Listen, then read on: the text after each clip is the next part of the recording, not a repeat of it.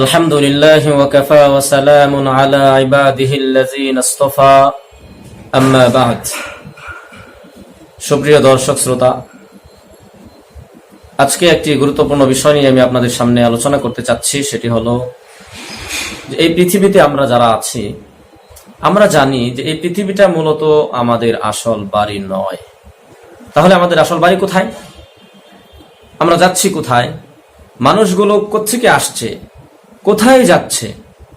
এই দুনিয়া যদি আমাদের আসল বাড়ি না হয়ে থাকে, দুনিয়া যদি আমাদের আসল ঠিকানা না হয়ে থাকে, তাহলে আমাদের আসল স্থায়ী ঠিকানা কোথায়, আমাদের বাড়ি কোথায়? এই বিষয়ে আমি আপনাদের সামনে কয়েকটি কথা বলতে চাই। এই বিষয়টি বোঝার জন্য আমি আপনাদেরকে একটি দৃষ্টান্ত আপনাদের সামনে পেশ করতে চাই। এই পৃথিবীর মধ্যে মানুষ তার বাবার পরিচয়ে পরিচিতি লাভ করে। বাবার বাড়ি যদি মোমেন শাহী হয়ে থাকে, ছেলের বাড়িও মোমেন শাহী হয়। বাবার বাড়ি বরিশাল হয়ে থাকলে ছেলের বাড়িও বরিশাল হয়। বাবার বাড়ি নোয়াখালী হয়ে থাকলে ছেলের বাড়িও নোয়াখালী হয়। অনেক সময় দেখা যায় ছেলে ঢাকার শহরে এসে অর্থ উপার্জন করে 10 তলা বাড়ি করে ঢাকায় অবস্থান করছে, বসবাস করছে। তারপরেও তাকে যখন জিজ্ঞেস করা হয়, বাবা তোমার বাড়ি কোথায়, গ্রামের বাড়ি কোথায়, তখন সে বলে নোয়াখালী। সে বলে বরিশাল। কেন বরিশাল বলে? কারণ তার বাবার বাড়ি বরিশাল। বাবার পরিচয়ে সন্তানের পরিচয় হয়ে থাকে। ঠিক তেমনি ভাবে এই পৃথিবীতে আমরা যারা আছি, এই পৃথিবীতে আমরা যারা আছি, যারা গত হয়ে গিয়েছে, বর্তমানে আমরা যারা আছি, কিয়ামত পর্যন্ত যত মানুষের আগমন ঘটবে, সব মানুষের পিতার নাম হলো হযরতে আদম আলাইহিস সালাতু ওয়াস সালাম। এবার আপনারা বলেন, হযরতে আদমের বাড়ি কোথায়? হযরত আদম আলাইহিস সালাতু ওয়াস সালামের বাড়ি কোথায়? হযরত আদম আলাইহিস সালাতু ওয়াস সালামের বাড়ি হলো জান্নাতে। কোথায়? জান্নাতে। সুতরাং সন্তানের বাড়ি বরিশাল হলে ছেলের বাড়িও যদি বরিশাল হয়, তাহলে বাবার বাড়ি যদি বরিশাল হয়, তাহলে সন্তানের বাড়িও বরিশাল হয়। সুতরাং বাবার বাড়ি যদি জান্নাতে হয়, তাহলে সন্তানের বাড়ি কোথায় হবে? জান্নাতে হবে। আমার বাবা হযরতে আদমের বাড়ি যেহেতু জান্নাতে, সুতরাং বাবার ওয়ারিস সূত্রে উত্তরাধিকারী হিসাবে আমিও জান্নাতে যাব। আমারও একটা বাড়ি জান্নাতে আছে। শুধু আমার না, পৃথিবীতে যত মানুষ আছে সব মানুষের জন্য জান্নাতে একটা বাড়ি বরাদ্দ করা আছে ওয়ারিস সূত্রে। কিন্তু সবাই ওই বাড়ি পাবে না, সবাই ওই বাড়ি দখলে নিতে পারবে না। কারণ হলো, পৃথিবীতে বাবার সন্তান দুরকম হয়ে থাকে, সুসন্তান, কুসন্তান। সুসন্তান তাদেরকে বলা হয় যারা বাবার নীতি এবং আদর্শের উপর অচল এবং অবিচল থাকে, বাবার নীতি এবং আদর্শকে বাস্তবায়ন করার জন্য মেহনত আর মুজাহাদা করে। তারাই বাবার উত্তরাধিকার হিসেবে সম্পত্তি লাভ করে। আবার আরেকজন হলো কুসন্তান, যে বাবার নীতি আদর্শের উপর অবিচল থাকে না, অটল থাকে না, বাবার নীতি আদর্শকে বাস্তবে রূপ দেওয়ার জন্য কোন রকম চিন্তা করে না, বরং বাবার নীতি এবং আদর্শের বাইরে গিয়ে অন্য কারো নীতি এবং আদর্শ গ্রহণ করে জিন্দেগি যাপন করে। বাবা রাগ করে এই সন্তানকে অনেক সময় ত্যায্য পুত্র করে দেয়, সম্পত্তি থেকে বঞ্চিত করে দেয়, রাগ করে বাড়ি থেকে বের করে দেয়। ঠিক তেমনি ভাবে বাবা আদমের সন্তান দুই রকম, সুসন্তান, কুসন্তান। সুসন্তান হলো যারা বাবা আদমের রেখে যাওয়া নীতি এবং আদর্শের উপর অটল এবং অবিচল আছে। বাবা আদমের নীতি এবং আদর্শ হলো, আল্লাহ পাক রব্বুল আলামিন যুগে যুগে বাবা আদমের নীতি এবং আদর্শের উপর নবী এবং রাসূলদেরকে প্রেরণ করেছেন। সেই নবী এবং রাসূলদেরকে যারা মেনে নিয়েছে, তাদের কথা মতো যারা জিন্দেগি যাপন করেছে, তারাই হলো বাবা আদমের সুসন্তান। তারাই বাবা আদমের সন্তান হিসেবে জান্নাতে জায়গা পাবে, বাড়ি পাবে। সুবহানাল্লাহ। আর বাবা আদমের কুসন্তান যারা যুগে যুগে নবী রাসূলদের কথাকে যারা অমান্য করে চলেছে, ভিন্ন পথে যারা চলেছে, শয়তানের দেখানো পথে যারা চলেছে, তাদেরকে জান্নাত থেকে বঞ্চিত করে তাদেরকে জাহান্নামে নিক্ষেপ করা হবে, জাহান্নামে পাঠিয়ে দেওয়া হবে। মাহতারাম হাজিরিন, প্রিয় মুসলিম ভাইয়েরা, খুব খেয়াল করে শোনেন। আমাদের আসল বাড়ি জান্নাতে। সেই জান্নাতটা আমরা দখলে নিতে অনেক কষ্ট করতে হবে। কারণ দুনিয়াতে আপনার আমার কোনো বাড়ি যদি অন্য কারো দখলে থাকে, তাহলে ওই বাড়িটা নিজের দখলে আনার জন্য কত কষ্ট করা লাগে। কাগজপত্র সঠিক থাকলেও অনেক সময় মামলা মোকদ্দমা ছাড়া ওই বাড়ি দখল করা যায় না। ঠিক তেমনি ভাবে জান্নাতটা এখন আমার হাতে না, আপনার হাতেও নয়। সুতরাং সেই বাড়ি, সেই জান্নাত অর্জন করতে হলে, সেই জান্নাতের মালিক এবং দখলদারিত্ব গ্রহণ করতে হলে আপনাকে আমাকে পরীক্ষা দিতে হবে। আপনাকে আমাকে কাগজপত্রগুলো যাচাই বাছাই করতে হবে। কিসের কাগজপত্র? ঈমান এবং আমলের কাগজপত্র যাচাই করতে হবে। কোথায় যাচাই করবেন? কোথায় যাচাই করা হবে? বড় বড় দুইটা ইমিগ্রেশন সেন্টার এবং পয়েন্ট আছে, যে সেন্টারগুলোর মধ্যে আপনার এবং আমার ঈমানের আমলের কাগজপত্রগুলো যাচাই বাছাই করা হবে, ঠিক আছে কি না। যেমন কোন মানুষ যদি মনে করেন কোন বাংলাদেশি এখান থেকে অন্য কোনো দেশে গেল কাজ করার জন্য, সফরে গেল, ভিসা নিয়ে সে অন্য দেশে ঘুরতে গেল। ভিসার মেয়াদ শেষ হয়ে যাওয়ার আগে আগে সে যখন আবার দেশে আসতে চায়, তখন ইমিগ্রেশন সেন্টারে, এয়ারপোর্টে তার কাগজপত্রগুলো যাচাই বাছাই করা হয় কিনা? হয়। যদি কাগজপত্রগুলো ঠিক থাকে, ভিসার মেয়াদও থাকে, তাহলে তাকে সসম্মানে দেশে আসার সুযোগ করে দেওয়া হয়। আর যদি কাগজপত্রের মধ্যে কোন রকম ভেজাল থাকে, তাহলে তাকে জেলখানায় বন্দী করা হয়, ঠিক কিনা? জেলখানায় বন্দী করে রাখা হয়, শাস্তি দেওয়ার পরে এরপরে তাকে মুক্তি দেওয়া হয়। ঠিক তেমনি ভাবে আপনি এবং আমি যখন আমাদের আসল বাড়ি জান্নাতে যাব, যাওয়ার পথে বড় বড় দুটি ইমিগ্রেশন সেন্টার পার হওয়া লাগবে। যাওয়ার পথে বড় বড় দুটি ইমিগ্রেশন পয়েন্ট আমাকে পার হতে হবে।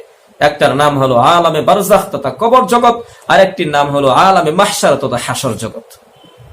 কবরের মধ্যে আমাকে যাচাই করা হবে। আমরা জানি কবরের মধ্যে আমাদেরকে যে 3টি প্রশ্ন করা হবে, এগুলো আমরা জানি, জন্মের পর থেকে শুনে আসছি যে কবর গেলে জিজ্ঞেস করা হবে মার রব্বুকা ওমা দীনুকা ওমান হাযার রাজুলুল্লাযী বুইসা ফীকুম।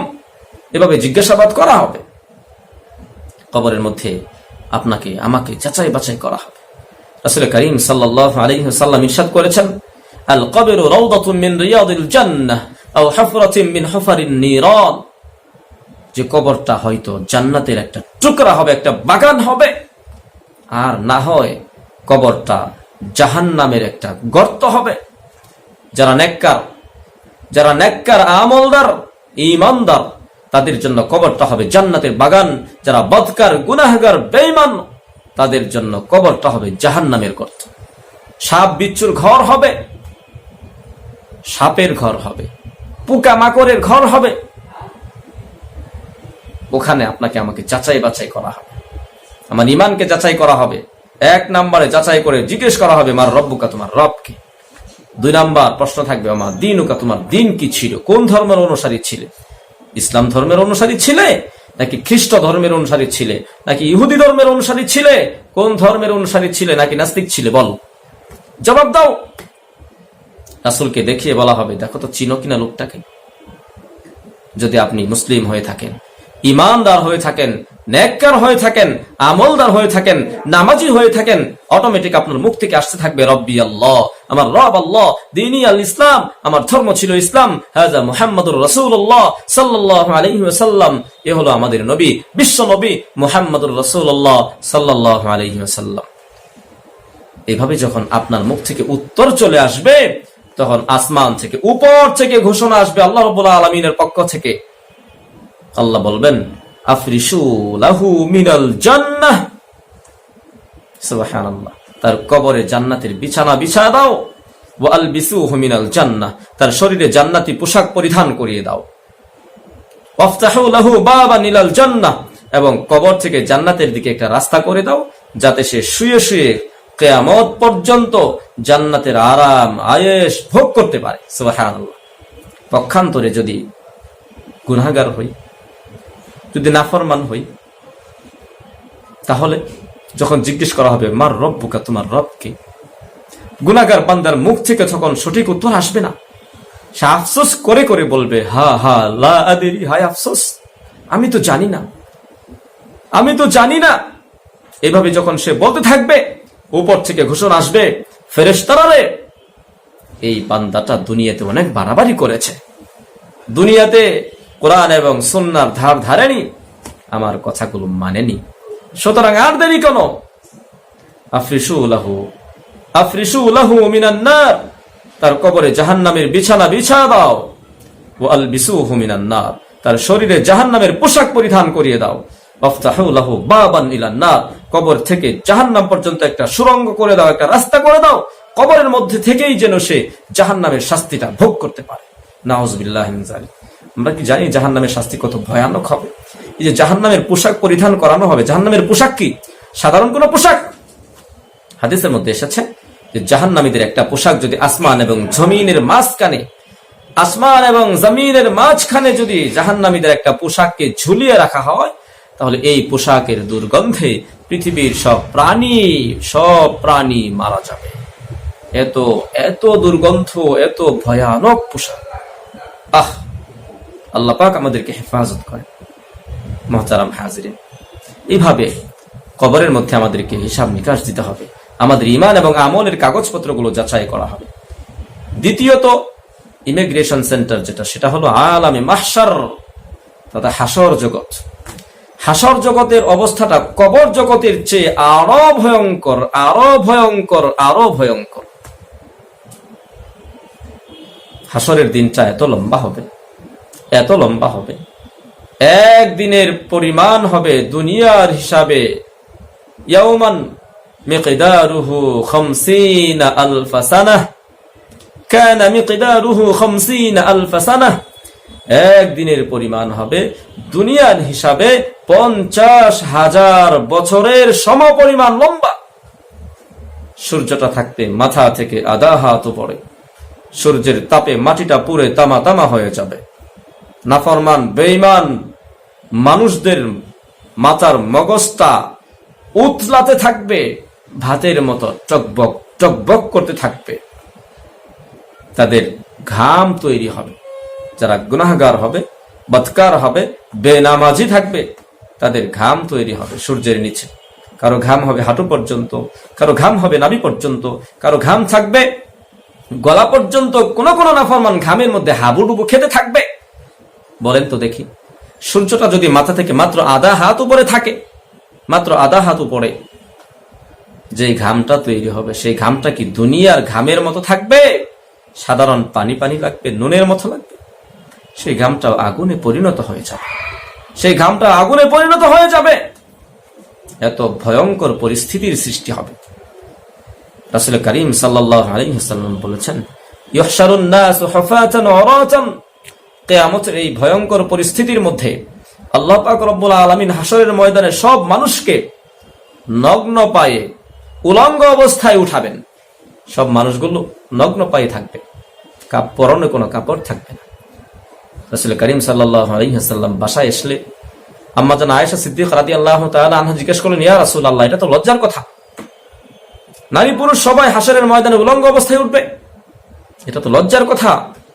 রাসূল বললেন, আয়েশা, কিয়ামতের ময়দানটা এত ভয়ঙ্কর হবে, এত ভয়ানক হবে, মানুষগুলো হিসাব নিকাশের জন্য যে উপরের দিকে তাকাবে, 50,000 বছর চলে যাবে, নিচের দিকে তাকানোর সাহসটুকু পাবে না।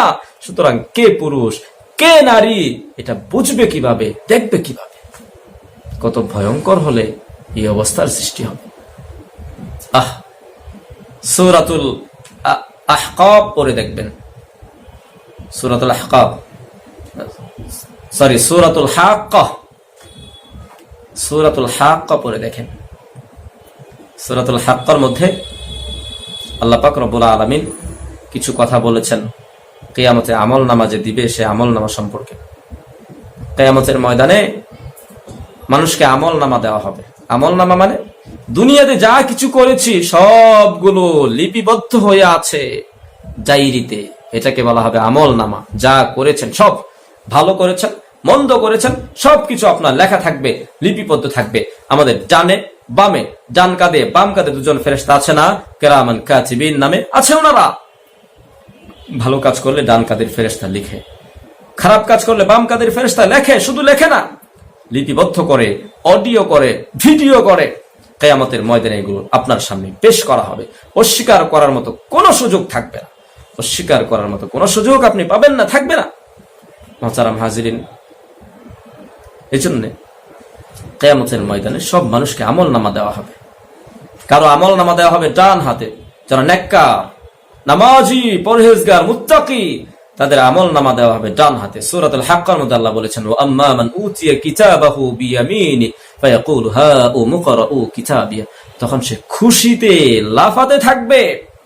দুনিয়ার মধ্যে বাচ্চারা যখন পরীক্ষা দেয়, পিএসসি, জেএসসি, এসএসসি, এইচএসসি পরীক্ষার মধ্যে প্লাস পেলে, গোল্ডেন পেলে বাসায় এসে আনন্দ ফুর্তি করে, আত্মীয় স্বজনকে ডাকাডাকি করতে পারে, ডাকাডাকি করে যে দেখো আমি প্লাস পেয়েছি, আমি এ প্লাস পেয়েছি, আনন্দ ফুর্তি করে, মিষ্টি মুখ করায়।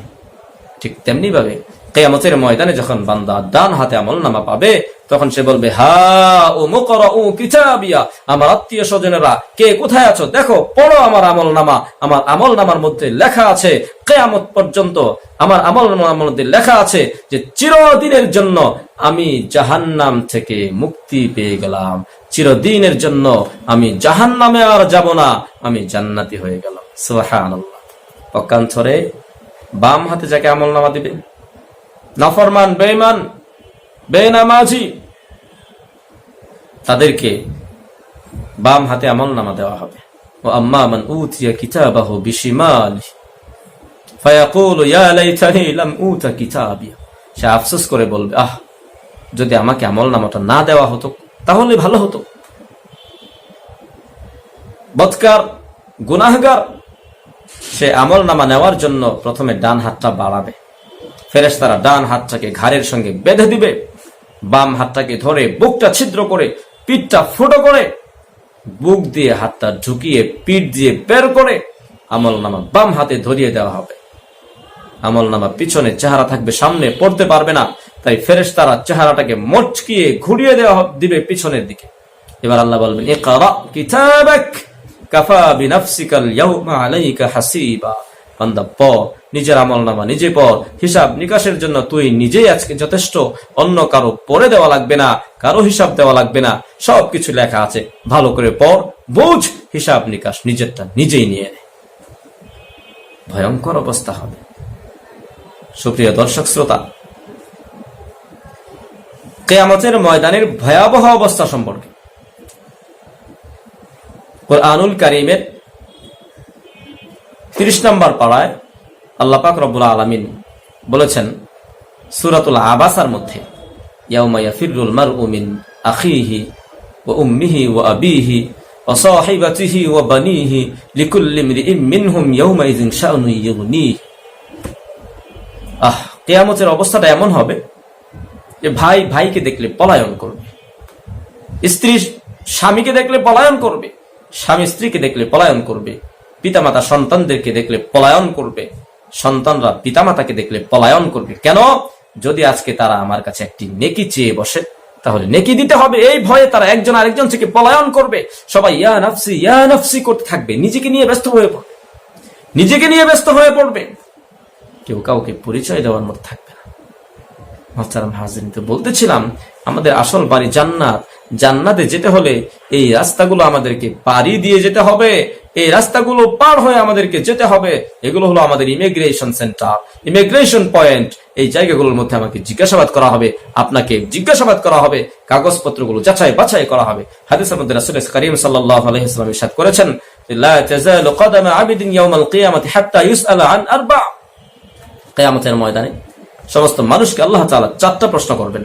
4টা প্রশ্নের উত্তর দেওয়ার আগ পর্যন্ত কোন বান্দাবান্দি চুল পরিমাণ এদিক সেদিক পাকে নাড়াতে পারবে না। 1 নাম্বার প্রশ্ন থাকবে, আন হায়াতিহি ফিমা আফনা। বান্দারে, তোর হায়াতটা কোন কাজে ব্যয় করেছিল, হিসাব দে। তোকে 60 বছর হায়াত দিয়েছিলাম, 70 বছর জিন্দেগি যাপন করার তৌফিক দিয়েছিলাম, সুযোগ দিয়েছিলাম, কোন কাজে ব্যয় করেছো, হিসাব দাও। ওয়ান শাবাবিহি ফিমা আবলা। যৌবন কালটা কোন কাজে ব্যয় করেছো, হিসাব দাও। আন মালিহি মিন আইনা ইকতাসাবাহু ওয়া ফিমা আনফাকা। তোকে আমি অনেক সম্পদ দিয়েছিলাম, অনেক সম্পদের মালিক ছিলে, ঢাকার শহরে কয়েকটা বাড়ি গাড়ির মালিক ছিলে, এগুলো কোথা থেকে অর্জন করেছিলে, কোথায় পেয়েছিলে, আর এগুলো কোন কাজে তুই ব্যয় করেছিলে, হিসাব দে। 4 নাম্বার প্রশ্ন থাকবে আন ইলমিহি মাযা আমিলা ফিহি, ইলম সম্পর্কে তাকে জিজ্ঞেস করা হবে, তুমি জানতে তোমার উপর নামাজ পড়া ফরজ, তুমি কি নামাজ পড়তে? তুমি জানতে রমজানের রোজা রাখা তোমার উপর ফরজ, তুমি কি রমজানের রোজাগুলি রাখতে? তুমি জানতে সত্য কথা বলা ফরজ, মিথ্যা বলা কবিরা গুনাহ, মিথ্যা থেকে বিরত থাকতে, সত্য কথা বলতে। এভাবে জানা ইলমের উপর কি পরিমাণ আমল করেছি সেটার হিসাব আল্লাহর কাছে দিতে হবে। রাসূল বলেছেন, মান হুসিবা উযিবা, যার কাছে হিসাবগুলো চাওয়া হবে অবশ্যই তাকে শাস্তির সম্মুখীন করা হবে, তাকে শাস্তি দেওয়া হবে। কারণ কোন বান্দা বান্দির এমন কোন পাওয়ার নেই যে মাওলা পাকের সামনে দাঁড়িয়ে এই প্রশ্নগুলোর জবাব দিবে। মুহতারাম হাজিরিন, এই জন্য আমরা যদি আমাদের আসল বাড়ি জান্নাত কামাই করতে চাই, জান্নাতের মালিক হতে চাই, তাহলে আমাদেরকে পাক্কা ইমানদার হতে হবে, পাক্কা আমলি হতে হবে, নামাজি হতে হবে, পরহেজগার হতে হবে, মুত্তাকি হতে হবে। তাহলে কবরের হিসাব নিকাশ আমাদের জন্য সহজ হবে, হাসরের ময়দানের কঠিন ভয়াবহ অবস্থা থেকে আমরা বাঁচতে পারব। এভাবে হাসর থেকে বেছে, কবর থেকে বেছে আমরা আল্লাহ পাকের সন্তুষ্টির চূড়ান্ত ফলাফল জান্নাতের মালিক হতে পারবো। উত্তরাধিকার সূত্রে জান্নাতে যে আমাদের জন্য জায়গা বরাদ্দ আছে, সেই জায়গার মালিক আমরা হতে পারবো। আল্লাহ পাক রব্বুল আলামিন আমাদেরকে খাঁটি ঈমানদার হয়ে, খাঁটি আমলদার হয়ে মৃত্যুবরণ করার তৌফিক দান করুন। আমিন ওয়া আখিরু দাওয়ানা আলহামদুলিল্লাহি রাব্বিল আলামিন।